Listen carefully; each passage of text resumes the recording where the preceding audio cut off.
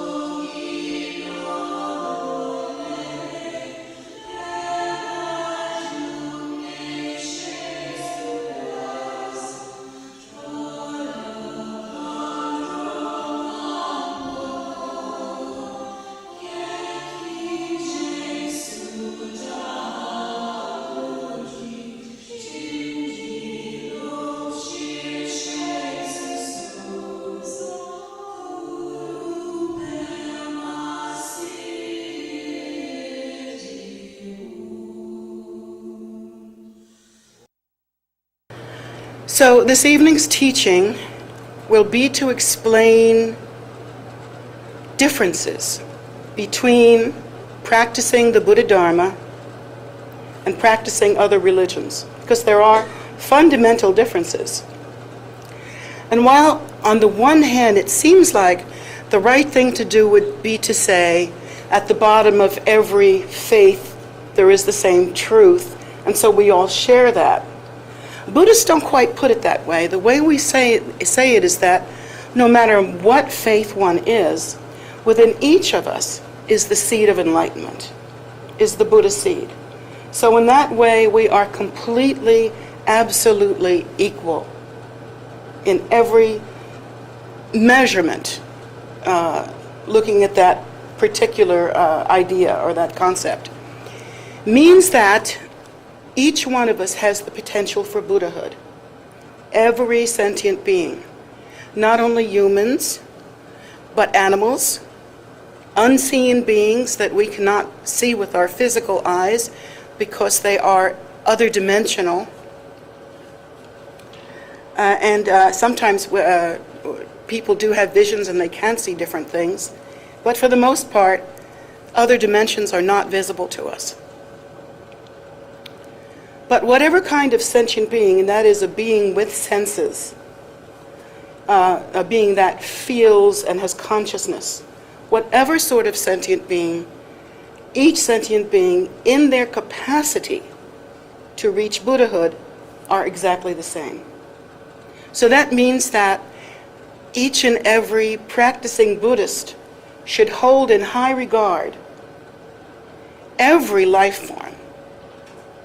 Our habitual tendency is to respect people whom we are taught to respect. And we respect our teachers and our parents and our family, and we love the people, that we are connected with and so forth. But for the most part, we feel somewhat alienated from the rest of the world. And certainly in America, our culture is such that we feel alienated from other cultures. And so in the Buddha Dharma, we begin to break down that kind of divisive separation idea. We begin to understand that no matter what each person appears like, they have exactly the same capacity for realization, for Buddhahood. And so, what is the meaning, you ask? Why would this teacher then be sitting on a throne and I'm sitting way down there if we're equal? Why is that so? It has to do with the degree of awakening and the capacity for bodhicitta, or the great compassion, having studied it and given rise to it. And it has to do with one's past karmic potential and how that is ripened.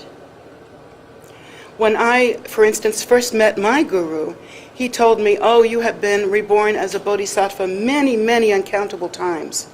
And so the reason why you know the Dharma without being taught is you have that habit in your mind. And so now we'll teach you more and you'll know more. So that was his way of explaining how it is that I am in this position and somebody else might not be. But the truth of the matter is, even though I appear to be sitting on the throne and maybe someone else is on death row in a jailhouse, our capacity is exactly equal. Our level of awakening is not equal. Because a person who is awakening and who is giving rise to the great compassion, which is called the bodhicitta, that person would not be capable of killing. Just would not have the habit, would not conceive of it in their mind. Mind just doesn't go there. It's not to say that that very same person would say, I could just kill my kid, today. She's driving me nuts, or something like that. It's not to say that that wouldn't happen, but that statement is so thin. It's utterly meaningless when you realize that there is no habit or propensity for doing harm.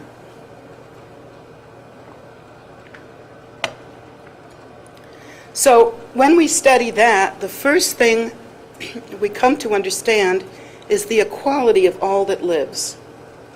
And this is a direct teaching from none other than Shakyamuni Buddha himself.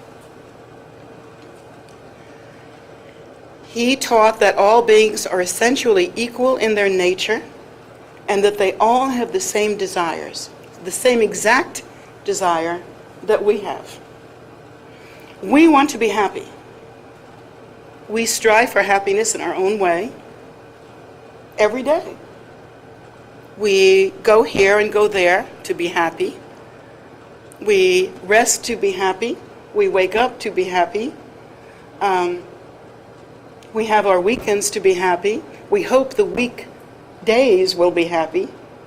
It's something that's a theme in us, and whether we really consciously realize that we are striving for happiness, whether or not we realize that consciously, it is an underlying sort of the fuel that runs the machine. And of course, when we are not happy, we are filled, and even that desire for happiness is desire. And when we are not happy, we are suffering. And so the Buddha taught us that each and every sentient being, not just humans, but animals as well, and even non-physical beings, mainly wish to be happy in the simple way that we do. I watch NBC News sometimes, and MSNBC News, and I watch Chris Matthews and Keith Olbermann. And Chris Matthews always says in one of his commercials, he says, this is something uniquely American. This is something that really shows us who we are. We are Americans. Because in America, there's the hope that this day is going to be the best day. And that this is going to be our favorite day, and that we're going to be really happy today. And so we wake up in America with that hope because we have the freedom to gain that happiness. We're not, say, oppressed or in a situation where one is starving or homeless or something like that, where there is no real potential for true happiness or comfort or ease. Well, I disagree with Chris Matthews, even though I'm a fan. I don't think that only in America do we wake up with that thought. Maybe in America it seems more attainable.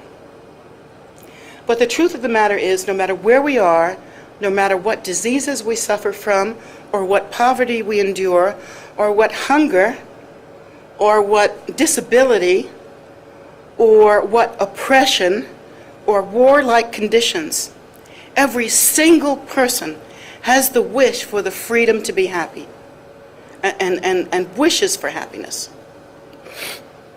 When we come to realize that all sentient beings are exactly the same in that way, an understanding comes up in our minds, a sense of the equality of all that lives, perhaps a sense of budding compassion or understanding, hopefully. That's the goal anyway. So how does that work? Sometimes we hear about really terrible situations and really terrible people. How is it that, let's say, a serial killer who has murdered, and like Jeffrey Dahmer, somebody really like that, really strange, if you ever heard about him, serial killer that used to cannibalize his people and live with their dead bodies and stuff like that. Now, of course, our understanding of that is that the man is extremely, or was extremely sick. I don't know if he's still alive anymore. No? But extremely sick. I mean, we can understand that. But do we understand that as strange and abhorrent and bizarre and as ghastly his behavior was, he was striving to be happy? But the confusion in his mind, the delusion in his mind was so thick that in order to be happy, he had to completely dominate another life form. But underlying that, even while killing and maiming and torturing people, he was striving to be happy. That's a bizarre thought. But it helps us to understand a little bit the nature of suffering sentient beings. And then we think about animals. I'm a real animal lover. For those of you that don't know, I just adore animals. And I feel very close to them. And I have a bunch.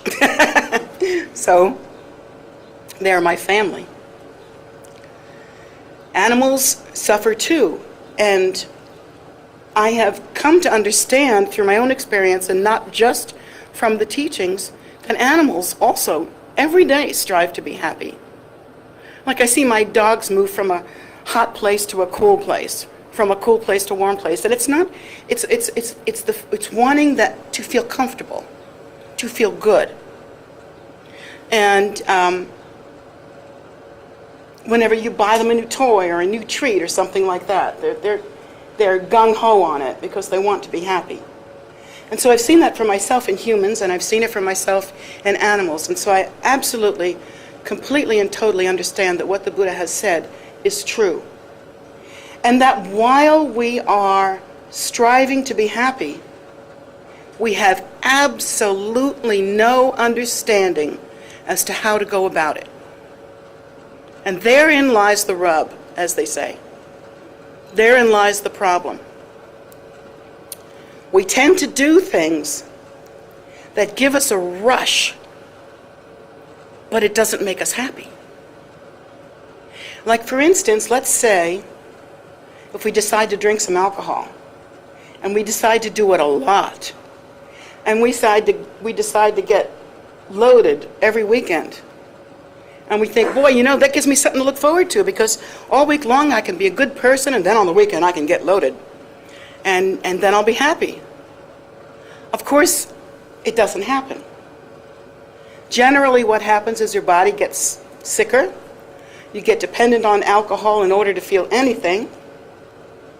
And, eventually the mind just churns in samsara, and no new habits or no new understandings or nothing that will actually make you happy occurs.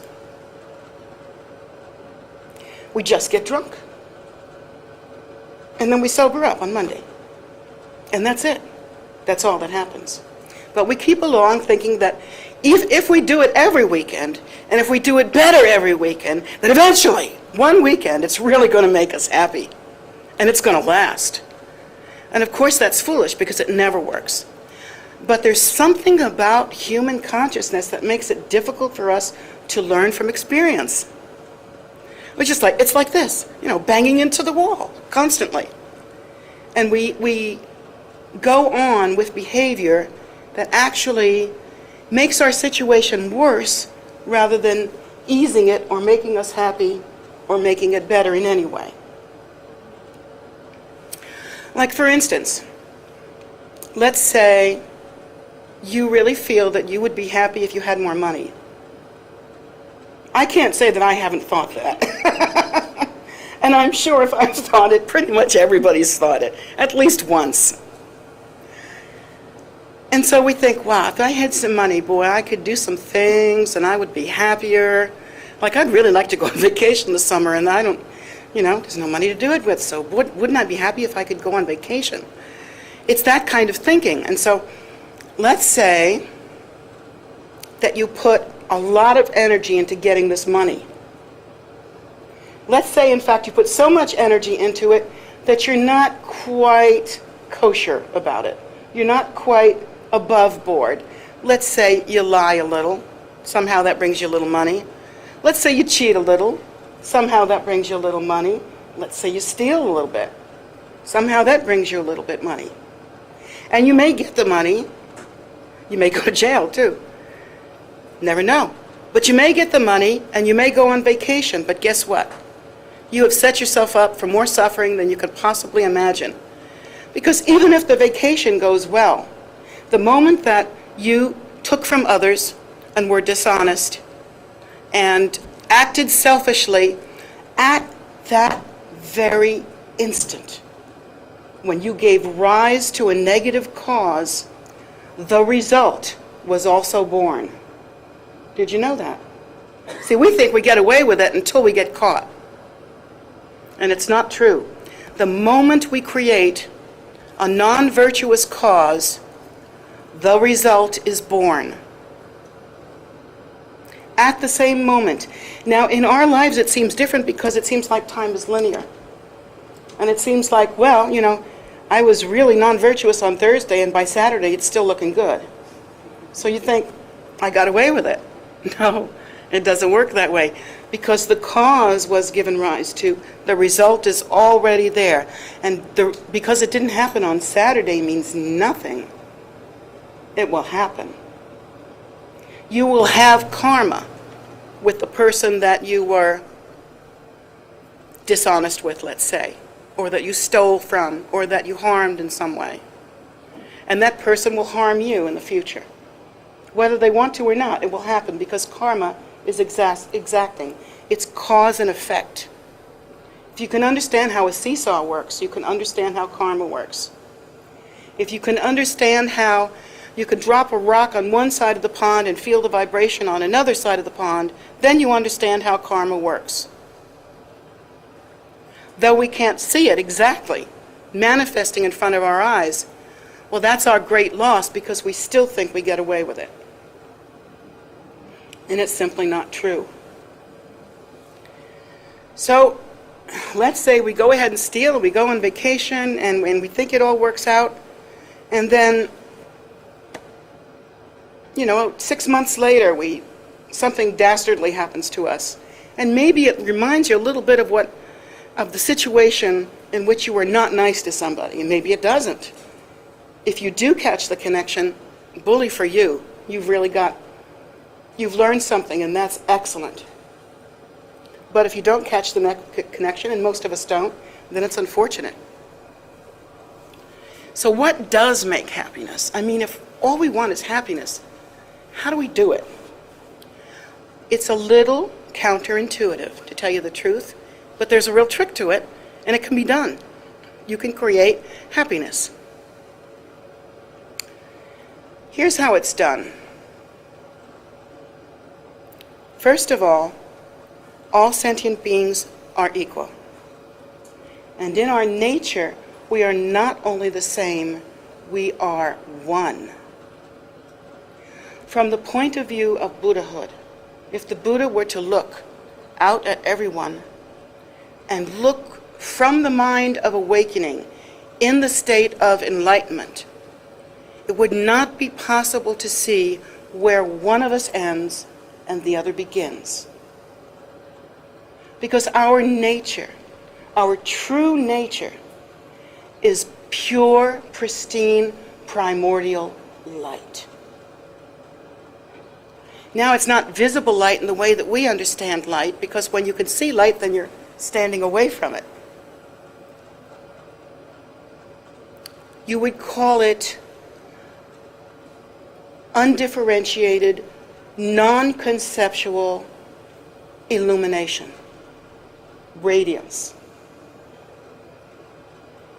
That is our nature. So when we defile that nature in our relationships with others and cause harm to others, we suffer. Now if we could do the opposite and try to benefit others, we create happiness. And it doesn't seem to be the truth because we think, gimme, gimme, gimme. This is what America has taught us. This is what our culture says to us. Give me a car, I'll be happy. Give me a boyfriend, I'll be happy. Give me another boyfriend, I'll be twice as happy. And so that's what we're taught. We're taught that gimme, gimme, gimme is the way to happiness. It's kind of the, it's the modern mantra, isn't it? Gimme, gimme, gimme, hung.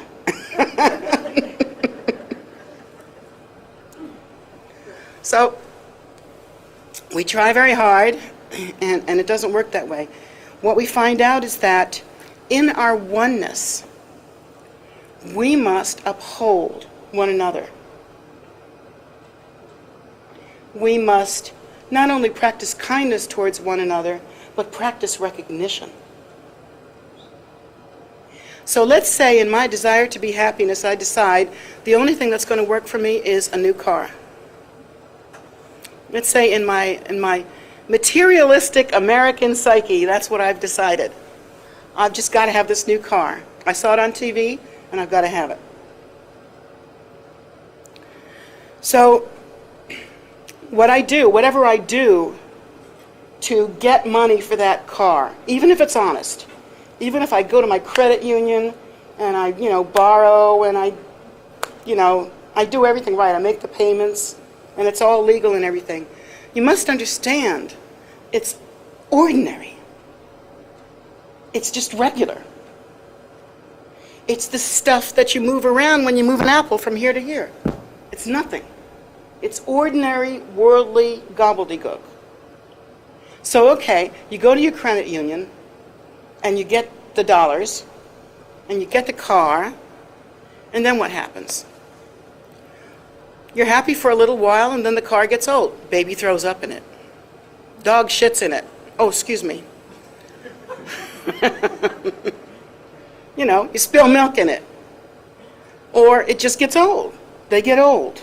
You drive it, and it gets old. Or you smash it up. Even better. Or now that you've bought it and gone to the credit union and cleaned everything out, you don't have money for gas. So this is not the way to create happiness. Even though the car might cheer you up for a little while, it is not going to change your life. It is not going to do what you hope it's going to do.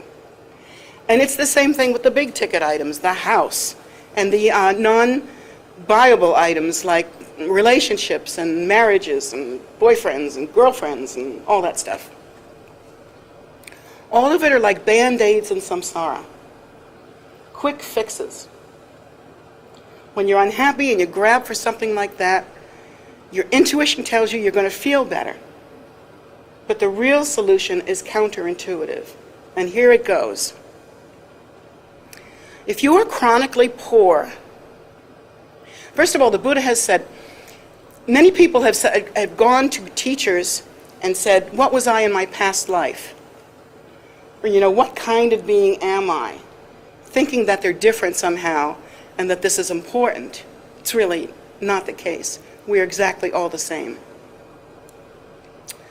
But a lot of times people will go to the teacher and ask questions like that. Well, the Buddha's answer was, if you want to know who you were in your past life, look in the mirror.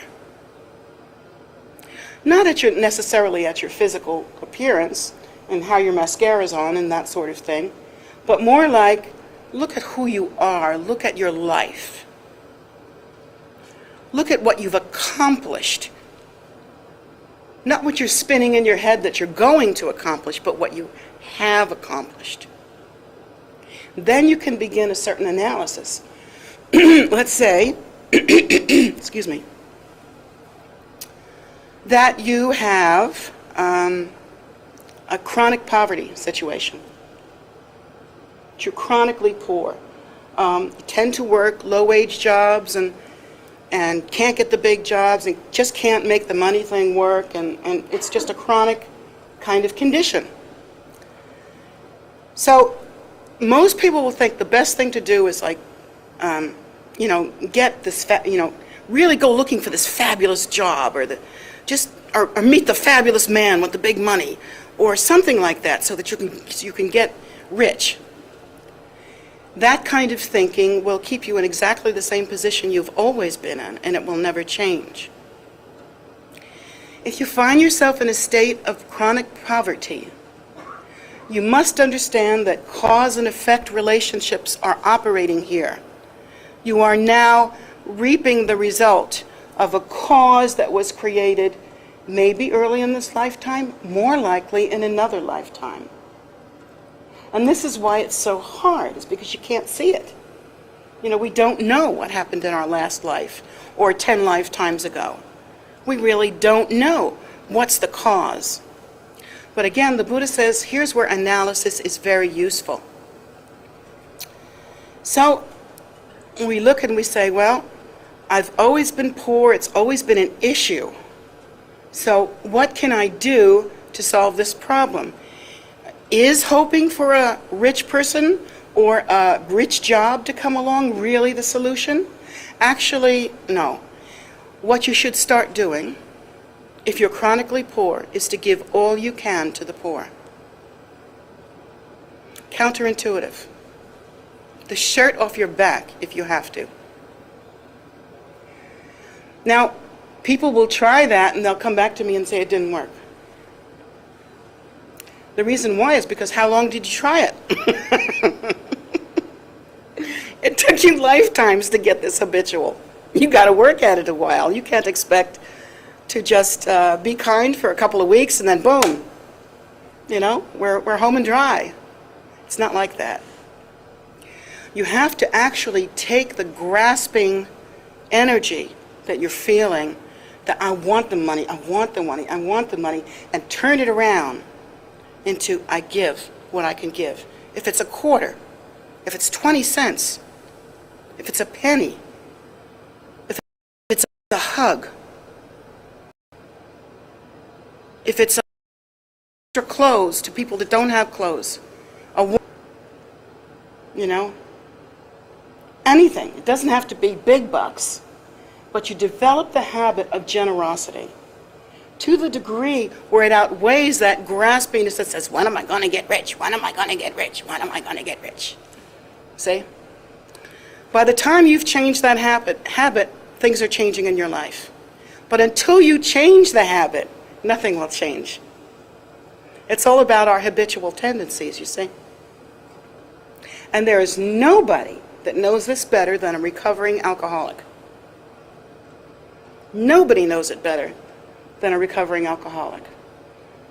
Nobody but I think recovering alcoholics make the best students because they understand what habitual tendency is all about. And they understand what addiction is all about too, including the addiction to gimme, gimme, gimme. I want it, I want it, I want it. More, more, more. That's an addiction. So as we begin to break our habitual tendencies and turn them around and change the addiction, then at that point, we begin giving. When you start giving to others, generally you give to people that have less to you. And one of the first things it does, it makes you realize how much you actually have. Because we don't generally realize how much we actually have. Impoverishment is in here. So when we begin to act kindly and generously towards others and give what little we have, the grasping hand turns around and becomes a giving hand. The mind relaxes about the issue of having, and that clears the way for the ripening of virtuous karma. Virtuous karma will bring us happiness, joy, money, whatever it's tuned into, whatever it's the result of. but it's the grasping neediness that keeps us from giving and makes us so unhappy. So, again, the way to become happy is somewhat counterintuitive, particularly when you're first starting out on the path. Because when we first start out on the path, we come here because generally we're interested, but we also have issues. We have problems. We need to understand more. Our life doesn't make sense in some way. We need to grow in our understanding. And so something is a little bit off, generally, when we first come to the path. And what's off is the old habit. You know, the old habit that says materialism makes you happy, and that, you know, getting for you is what you need to do. It's, you know, and it's you first and nobody else. That kind of materialism is what we walk in here with. Whether we realize it or not, we're brought up with it. Even our parents told you, go to school so you can make much money than the slob next door. It's that kind of idea. I mean, I don't know if your parents said that, but you know, you get the idea. So,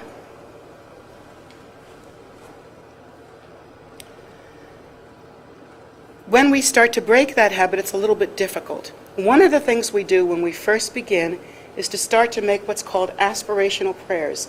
And you should start that this very night. You don't have to have any particular training or any particular empowerment or anything like that, and yet it's quite profound to start making aspirational prayers.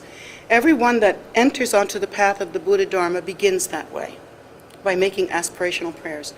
And what they are basically prayers for happiness and well-being of all that lives. And so you can do that any way you want to. There's no instruction necessary. You don't have to read a prayer from a book. You can simply speak what is on your heart. Like, for instance, you might begin by saying, as I walk around the stupa, may all sentient beings know the opportunity of this blessing. Like that. Or if you wake up sick, instead of saying, I'm sick, instead you say, may all sentient beings experience radiant health. May they not suffer the way I'm suffering now. And if you're hungry, you know, here, you can have this. But before you eat this, you say your aspirational prayer. May all sentient beings be nourished. May they have the fullness of Dharma. May they have plenty to eat and plenty to wear. And if you find you lose your job and you're poor and you just can't pull it together, you make stronger prayers, stronger and stronger prayers. May no one go without good work and good occupation. May no one suffer as I am suffering now.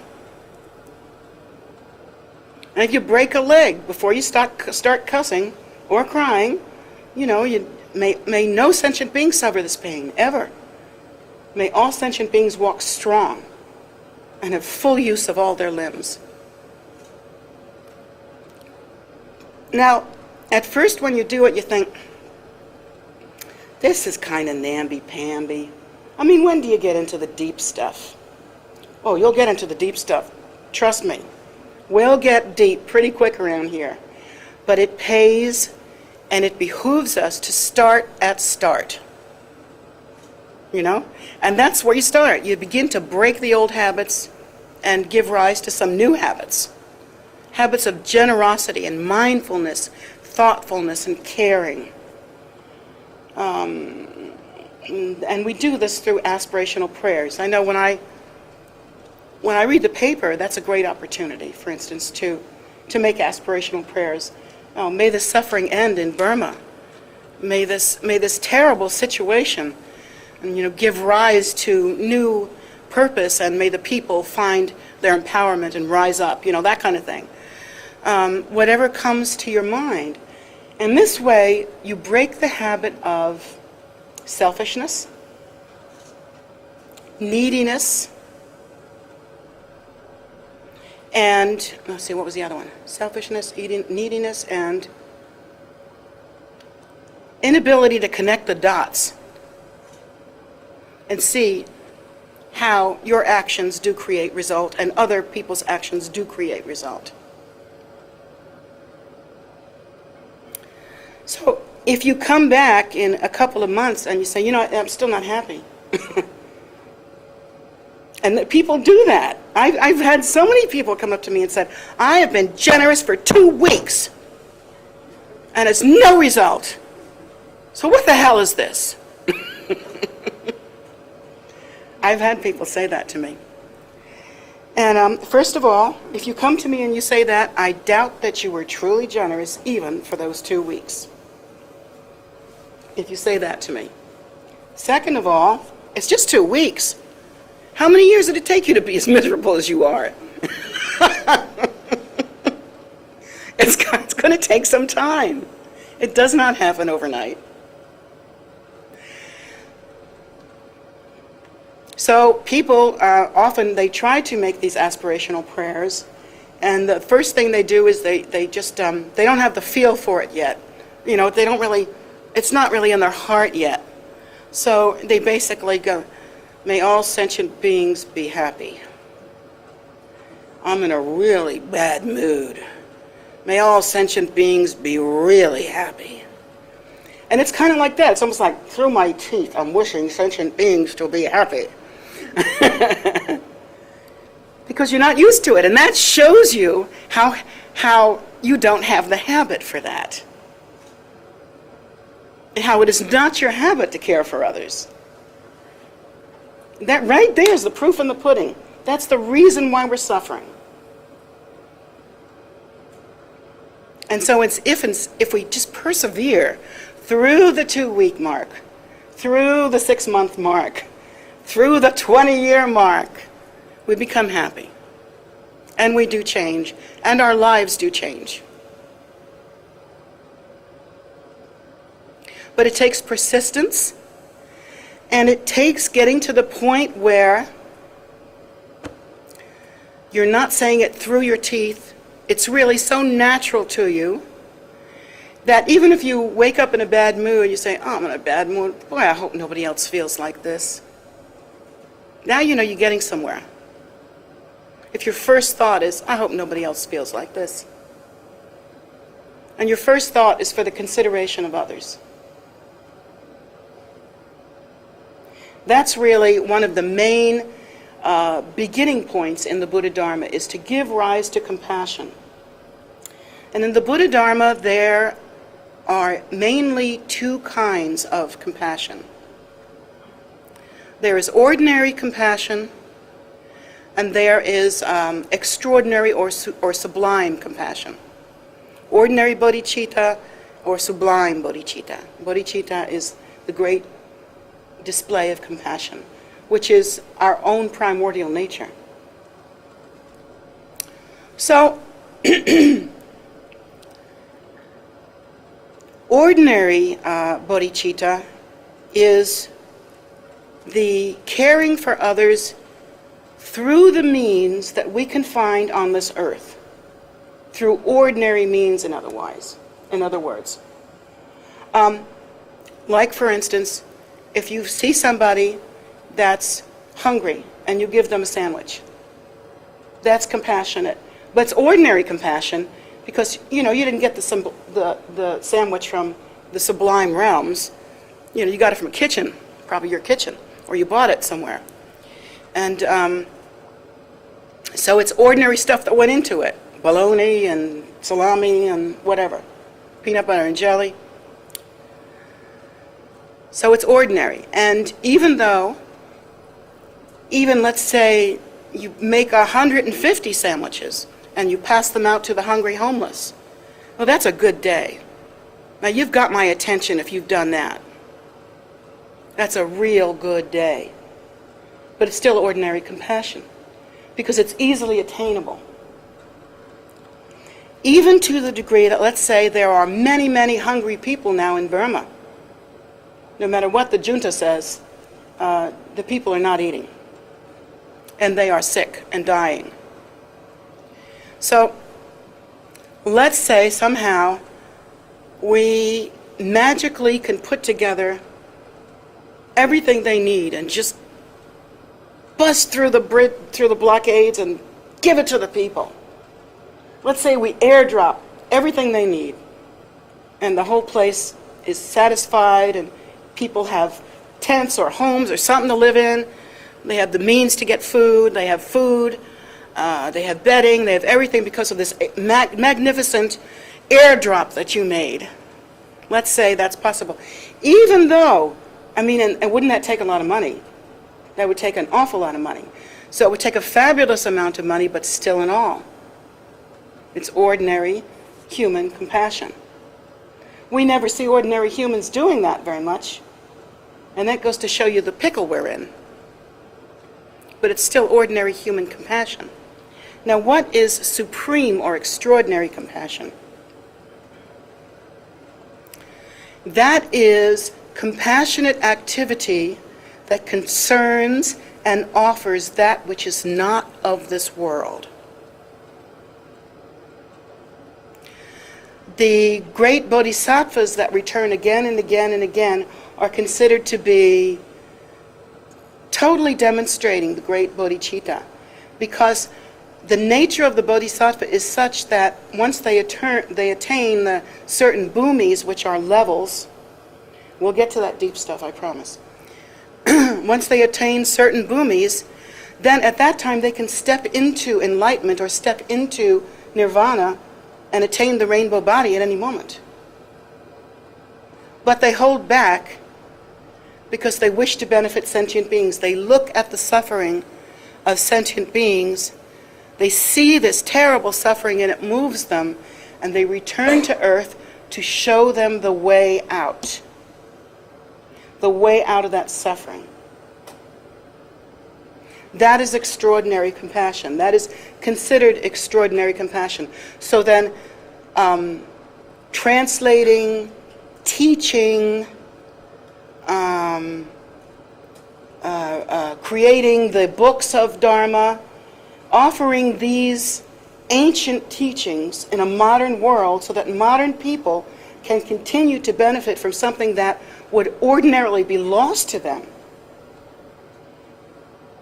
That is considered extraordinary compassion. When I held my little newborn son in my arms, I thought, I would do anything for you. I would do anything for you. I will care for you. I will keep you warm. I will give you my milk. And when you're done with that, I'll bake pies. And I'll do stuff. And oh, you're so cute. I'll do anything for you. And then I realized I was lying to him. Because if my son were to get gravely ill, I would have no power to help him. Or if my son were to die, even though I told him I would never abandon him, I would not be able to follow him into the next rebirth. I would not be able to see to his welfare. So there's my baby in my arms, and I have lied to him. That was one of the main things that made me practice really, really hard when I was young. Really hard.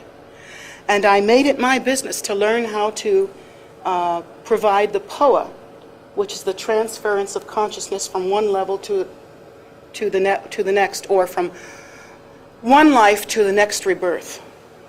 And that's the practice of POA, an ancient practice.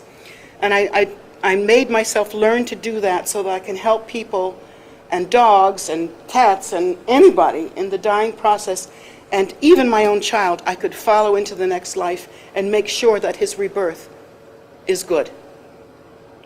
So I've attained that goal, and I'm very happy for it. Very happy for it. So you see the difference there. A mother's love is so powerful, so extraordinary. You would feed your child your own body if they were hungry. And you look in the eyes of your child and you think, never has there been love like this. I would do anything for you. But until we can really, it's still ordinary human compassion.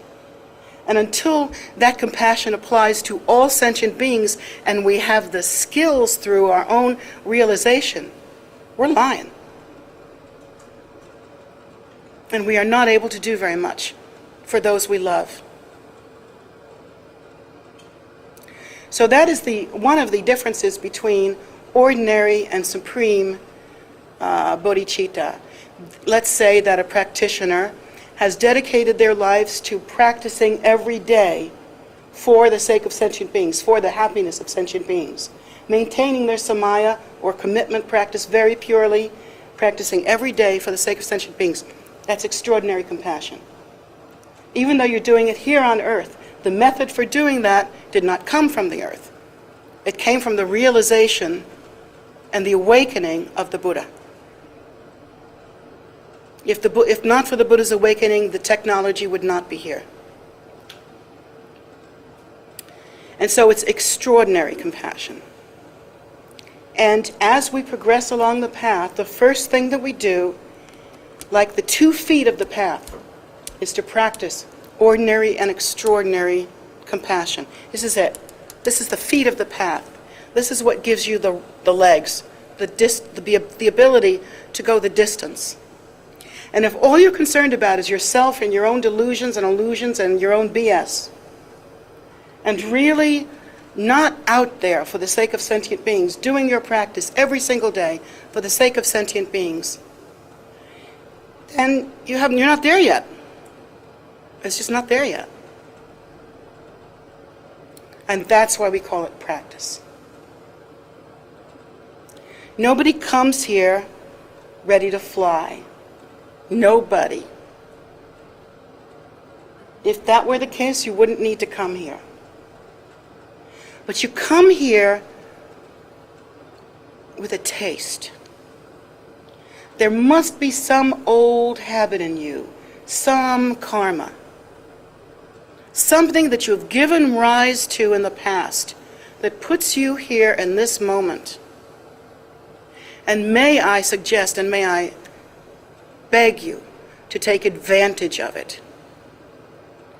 Because in order to get to the point where you can sit at the feet of your guru and listen to the precious Buddha Dharma, and then go to New York and hear His Holiness teach the precious Buddha Dharma, you must have made so many wishing prayers and must have done so much virtuous conduct in the past.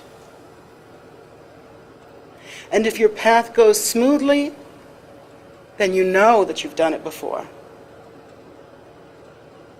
And if you give rise to the bodhicitta, then you're not a stranger to it. And this is how we know where we've been and what we were like in the past, simply by looking at ourselves. If we're poor, we didn't give enough. If we're sick, we did not see to the welfare of others or caused them harm. If we are mentally incapacitated, then we caused someone else mental suffering in the past, or many people. Those that die young have either killed others young or caused others to die young. So these are the things that we're looking for, and these are the things that we can overcome by practicing the Buddha Dharma. It can be overcome. The most glorious thing about the Buddha Dharma is that you don't wait for a blessing outside of you, for permission, or for the grace to ascend to the heavens for no apparent reason. That's the great thing about Dharma. It's real.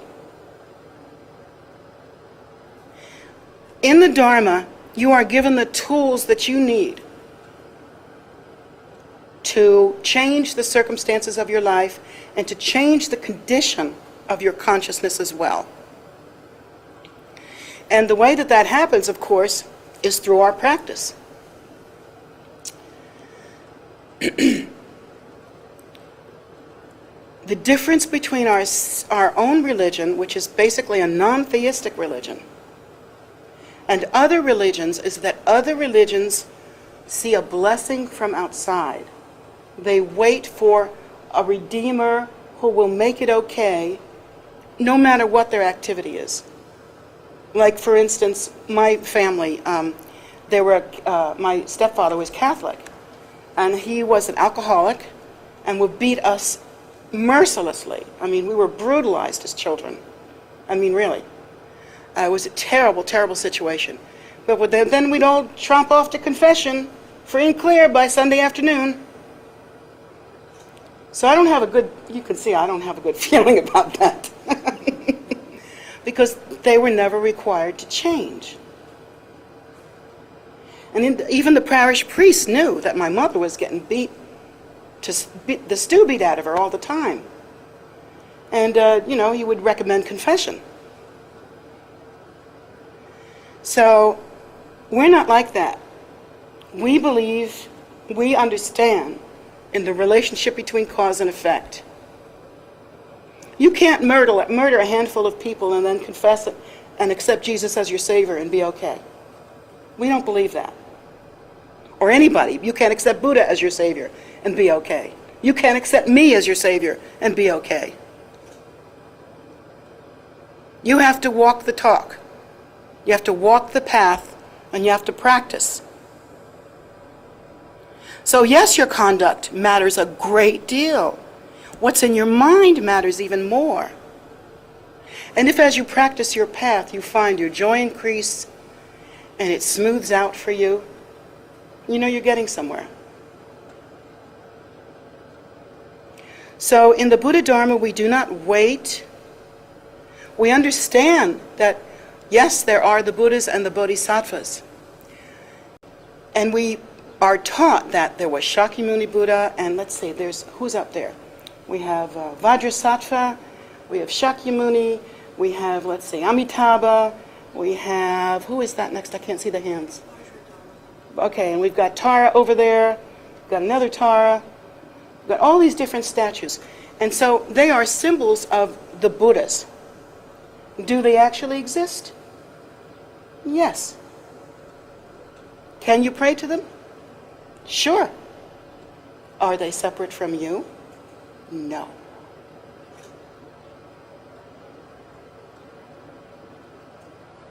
That's the difference. When we begin to practice the Buddha Dharma and really engage in practice, we begin by practicing generation stage teaching. And what that means is you learn to generate yourself, you learn to dissolve your ordinary constituents. You just boom, dissolve. This is your visualization. And then you give rise to yourself as a seed syllable, and we'll teach you what that is. And then from the seed syllable, you become the deity. Tara, Vajradhara, Manjushri, any of those. You become that deity, and you give rise to Vajra pride. It's not like, haha, I'm the deity and you're not. It's the realization of your nature and the nobility of that. And you become that very deity, and you begin to develop the qualities of that deity by reciting the mantra and practicing the hand implements.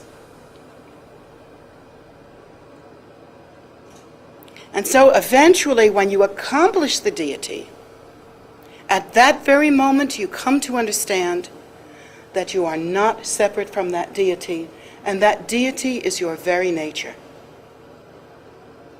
As we practice, also as we move on and practice the Guru Yoga, one realizes that the teacher on the throne that we revere and think has great wisdom and great bodhicitta, and we see has special qualities, when you really accomplish Guru Yoga, you mix your mind stream with the Guru's mind stream like milk with water. And they become so inseparable that in the end you realize that your own root Guru is the very display of your mind. How amazing.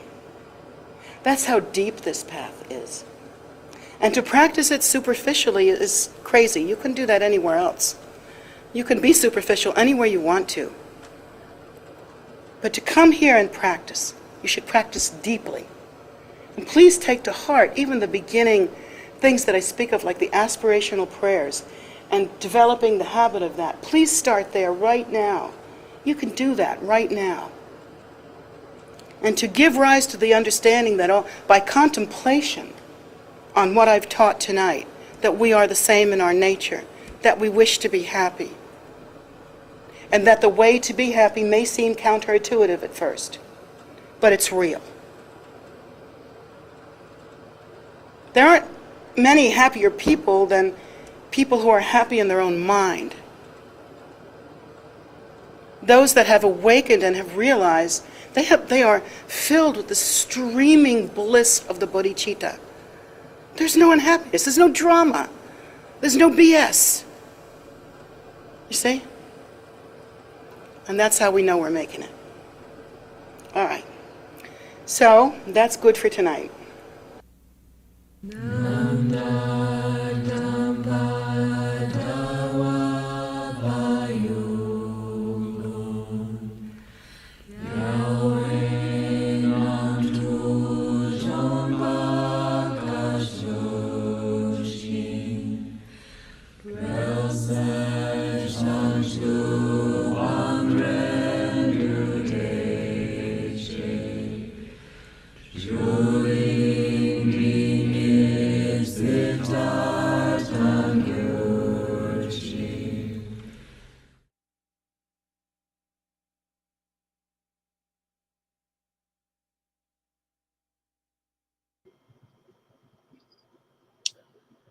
Thank you so much for being here today and listening to the teaching by Jetsunma.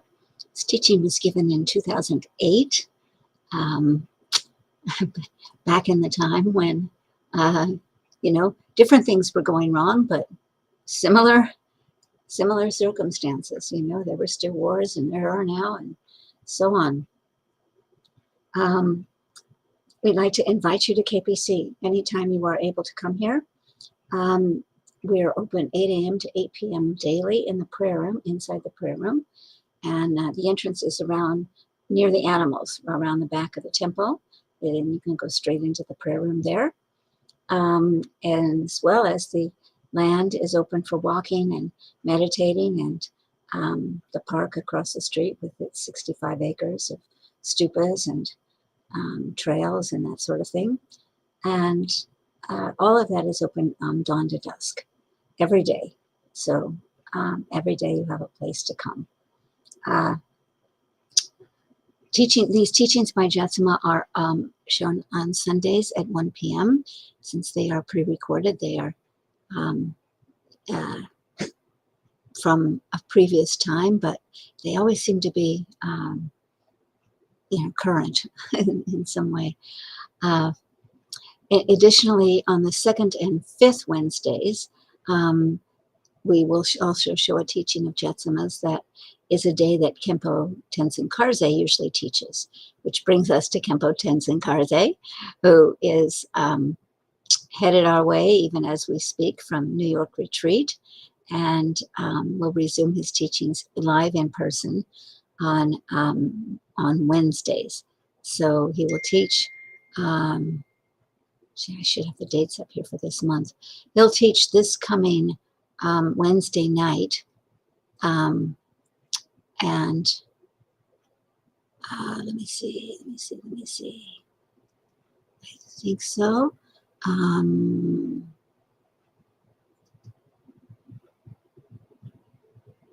And this will give you an idea of where they are. That he'll teach on the 1st.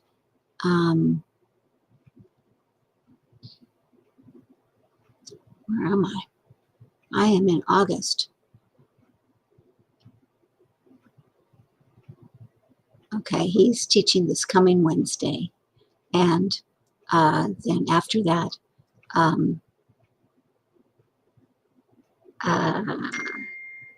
the following Wednesday, he had to slide because of the activities in upstate. So, and then there are actually 3 in a row, the 14, 21st, and 28, he will be teaching. So, these things move around like crazy. But anyway, back to Jetsunma, always on Sundays at 1. And the Wednesdays are, one or the other. Khenpo's teachings are actually on Zoom, and you can get the links for all of that once you register. So that is a very cool thing to do. And you can do that by going to tara.org, scrolling to the bottom of the page, because most of us are on phones. And so my instructions in the chat are mainly for computers. You know, that makes it easier on computer.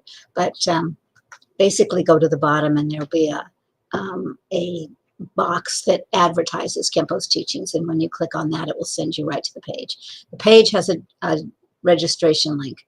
You click on the link and you register, and you will find all the information you need. Hold on to that information. It's not good for just that one teaching. It's good for the whole month. So that's what we do with Kempo. Meanwhile, meditation we offer on Saturdays and Sundays at 10 a.m., either in person at KPC or on YouTube. Medicine Buddha we offer on Facebook, and that is every evening at 7 p.m. And it's on the KPC Facebook page, and it's also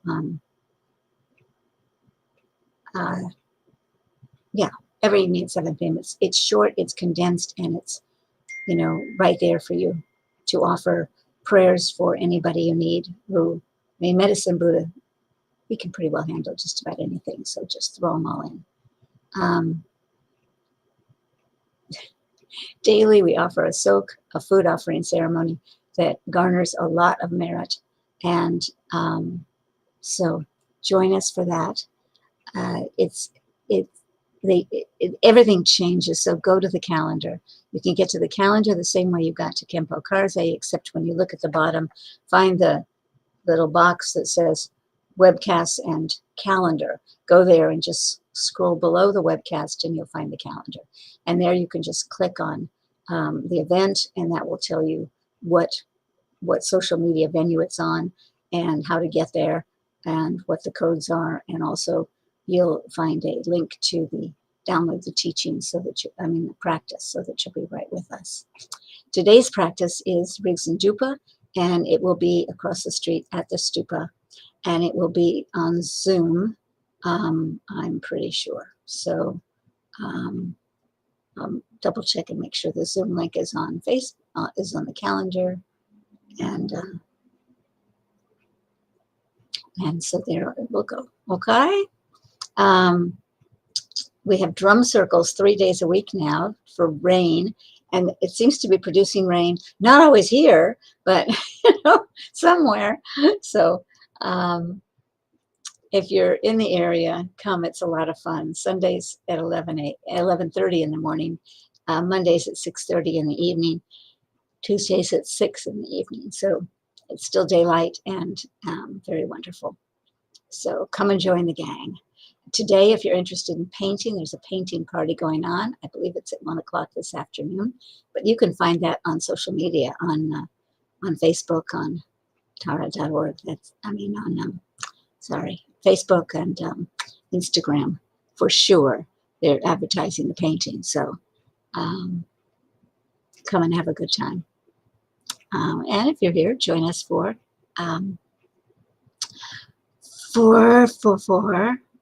Rigzen Dupa at the statue.